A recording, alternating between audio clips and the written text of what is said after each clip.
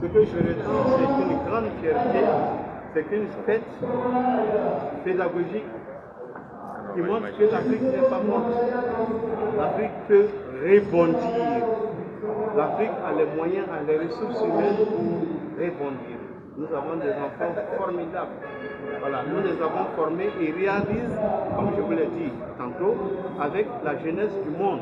Quand quelqu'un arrive à être ingénieur à Samsung, à être ingénieur à Kia, à être le directeur adjoint de tout ce qui est carte nationale d'identité, etc., et il travaille sur le fichier électoral, tout ça, ce sont les candidats que nous avons formés à Gemini. Voilà, c'est dire que ce n'est pas seulement une vue de l'esprit scientifique, on est capable, si on le veut, de former des enfants et de rivaliser avec les meilleurs.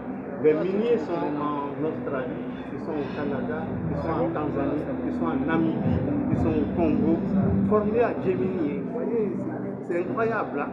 Mais c'est une réalité touchante. Voilà. Le suivi, il y a deux sortes de suivi. Voilà. Quand les sortants ont leur diplôme, nous leur faisons à leur demande des demandes de stage. Voilà. Ces demandes de stage sont signées de nous-mêmes, voilà, pour qu'ils puissent les déposer en lieu, n'est-ce pas, où on peut les employer dans les ONG, dans les banques, dans les assurances, dans les mines. Et dans les mines, ça se passe très bien, surtout pour les masters.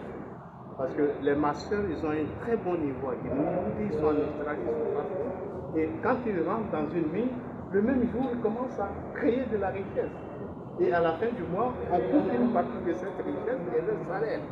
Donc les employeurs ne les considèrent pas comme des gens qui sont venus bouffer leur pain. Au contraire.